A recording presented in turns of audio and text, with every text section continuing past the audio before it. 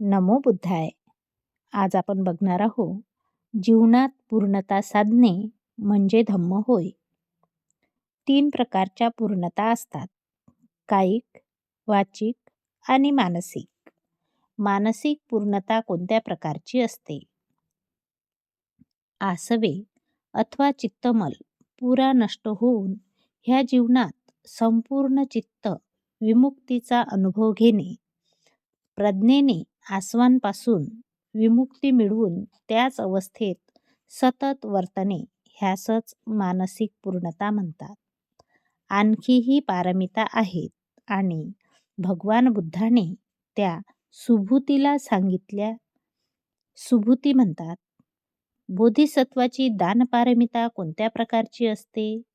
तथागत म्हणतात, बोधिसत्व चित्ताच्या अवस्थांची जाणीव ठेवून अंतर्बाह्य वस्तूचे दान करतो आणि त्या सर्व प्राणीमात्रांना दिल्यावर बोधिसत्वाला त्या अर्पण करतो.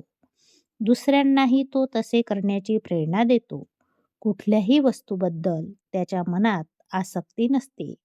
ह्या अवस्थेला दानपारमिता म्हणतात. सुभूती म्हणतात, बोधिसत्वाची शीलपारमिता कशी असते? तथागत म्हणतात, या पारमितेत तो स्वतः सदाचाराची 10 पथ्ये पाळीत असतो आणि इतरांना तसे करण्याची प्रेरणा देतो. सुभूती म्हणतात, बोधिसत्वाची शांती पारमिता कशी असते? तथागत म्हणतात, या पारमितेत तो स्वतः क्षमाशील होऊन इतरांना तसे होण्याची प्रेरणा देतो. सुभूती म्हणतात, बोधिसत्वाची वीर्य पारमिता कशी असते? तथागत म्हणतात, या पारमितेत तो 5ही पारमितांच्या परिपूर्तीत अखंड मग्न राहतो आणि इतरांनाही तसेच करण्याची प्रेरणा देतो. सुभूती म्हणतात, बोधिसत्वाची समाधी ही पारमिता कशी असते? तथागत म्हणतात, या पारमितेत कौशल्याने तो ध्यान साधतो, तथापि तो तत्संबंधित रूप लोकात परत जन्म घेत नाही आणि इतरांनाही तो तसेच करण्याची प्रेरणा देतो. सुभूती म्हणतात, बोधिसत्वाची प्रज्ञापारमिता कशी असते? तथागत म्हणतात, या पारमितेत तो कोणत्याही एका धर्मात भौतिक अथवा अभौतिक मग्न न राहता सर्व धर्मांच्या अभिजात स्वरूपाचे चिंतन करीत असतो आणि तसे करण्यास इतरांना प्रेरणा देतो.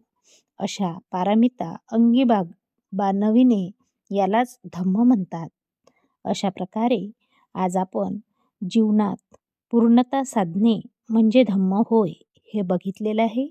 पुढच्या भागात आपल्याला निब्बाण प्राप्त करणे हा धम्म आहे हे बघायचं आहे.